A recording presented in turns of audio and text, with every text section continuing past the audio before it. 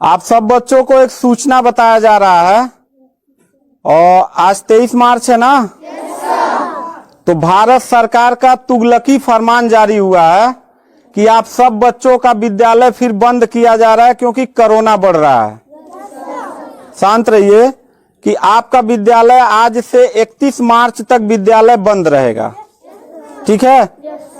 और आप सब लोगों को बताना चाहेंगे कि यही काम पिछले साल भी हुआ था कि एक हफ्ते के लिए लॉकडाउन किया जाएगा जब आपका एनुअल एग्जाम चल रहा था, और तब से लेके पूरा साल जो था वो विद्यालय बंद हो गया, जिससे आपकी पढ़ाई बहुत ज्यादा नुकसान हुआ। और इस साल जब विद्यालय खुला, आपने किताब कॉपी अपना सारा व्यवस्था कर लिया, तब हमारे तुगलकी फरमान जो हमारे सरकार हैं वो अब आदेश कर दिए कि अब फिर जो है कि ये विद्यालय फिर बंद होगा। माननीय योगी आदित्यनाथ महाराज जी, मैं आपसे पूछना चाहता हूं कि आप बच्चों के भविष्य के साथ और जो प्राइवेट अध्यापक विद्यालय में पढ़ा के अपनी रोजी रोटी कमा खा रहे हैं, उनके पेट पे लात क्यों मार रहे हैं? इन बच्चों के भविष्य के साथ खिलवाड़ क्यों कर रहे हैं? ठीक है, कोरोना अगर बढ़ रहा है, विद्यालय बंद था, पूरे साल में किसी एक अध्यापक ने, किसी एक प्रबंधक ने कभी भी विद्यालय खोलने के लिए कोई धरना प्रदर्शन नहीं किया और हम लोगों ने पूरा सपोर्ट किया। लेकिन बीच में अगर कोरोना फैल रहा है तो मैं आपसे पूछना चाहूंगा कि जब गोरखपुर महोत्सव आप करा रहे थे तब कोरोना फैल नहीं रहा था। जब आप आके यहाँ पे इलाहाबाद के प्रयागराज में कुंभ का मेला लगवा रहे थे तब कोरोना नहीं फैल रहा था, जहां पे करोड़ों लोग स्नान करने गए। और अभी हरिद्वार में महाकुंभ का आयोजन आप करवा रहे हैं तब कोरोना नहीं फैल रहा है। बिहार में चुनाव हो रहा है तब कोरोना नहीं फैल रहा है। और विद्यालय जो बच्चों का सबसे देश की रीढ़ की हड्डी होते हैं, जिनकी बुनियादी शिक्षा, प्रारंभिक शिक्षा आप बिल्कुल बर्बाद कर दिए हैं पिछले 2 साल से, और अब जाके फिर लॉकडाउन आप लगा रहे हैं। तो आपसे पूछना चाहेंगे कि बच्चों के भविष्य के साथ आप मैच क्यों खेल रहे हैं? ये जितने भी बच्चे हैं, अगर 1 मार्च आप 1 अप्रैल बोले हैं, 1 अप्रैल तक अगर विद्यालय नहीं खुला तो इन सारे बच्चों को लेके मैं रोड पे बैठ जाऊंगा। ये मैं आपको खुला चैलेंज कर रहा हूं, क्योंकि बात सिर्फ मेरे तक का नहीं है, इन सारे बच्चों का भविष्य है।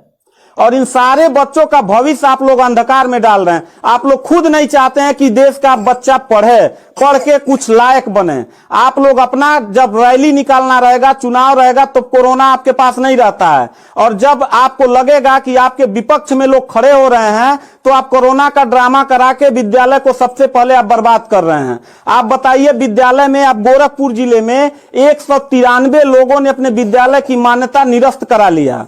जानते हैं क्यों? महंत योगी आदित्यनाथ जी, क्योंकि वो लीज पे चलाते थे और उनका भाड़ा हुआ करता था 40,000 45,000 रुपया मंथली हुआ करता था। वो भाड़ा न चुकाने के वजह से, चूंकि मालिक को भाड़ा चाहिए, उन लोगों ने अपनी मान्यता निरस्त करा दिया। और सरकारी जो स्कूल है उनकी हालत तो पहले से मतलब खस्ता हो चुकी है। तो ऐसे कंडीशन में गार्जियन करे तो क्या करे, और हम अध्यापक करे तो क्या करें? ये जितने भी 16-17 स्टाफ हैं, इन सब लोगों की रोजी रोटी चलती है इन बच्चों के और इस विद्यालय के संस्था से।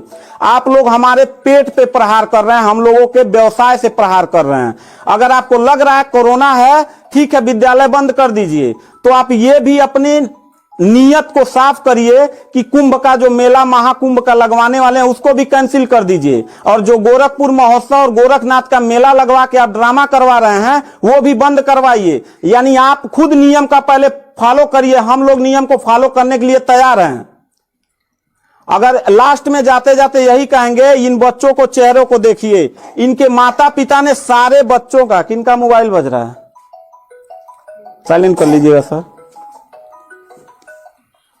इन सब बच्चों के माता पिता ने, बच्चों कितने लोगों ने आप किताब कॉपी अपना सारा कंप्लीट कर लिए हो? पता है, एक एक बच्चों की किताब कॉपी 2-2 हजार रुपए की आती है। आप फिर लॉकडाउन लगा दिए, इनकी पूरी पढ़ाई बर्बाद हो गई। अब यानी आपने 1 हफ्ते का लगाया है, आपकी नीयत पे तो मुझे 100% विश्वास है ही नहीं है कि आप करोगे क्या। आप पूरे साल पढ़ाई बर्बाद करोगे। हाथ नीचे करिए। अब ये बच्चे करेंगे क्या? किताब लेकिन इनके गार्जियन करेंगे क्या? हम लोगों ने पूरा कोऑपरेट किया सरकार को। जितना दिन लॉकडाउन लगा था उतना दिन का मैंने पूरे सभी विद्यालय के लोगों ने शुल्क माफ कर दिया, क्योंकि गार्जियन के ऊपर कोई लोड न पड़े। हम लोगों ने टीचरों को पेमेंट नहीं किया, क्योंकि हम लोगों ने जब फीस नहीं लिया तो पेमेंट कहां से करें। हम लोगों ने पूरा सरकार का साथ दिया, जितना हो सकता था सब लोगों ने साथ दिया।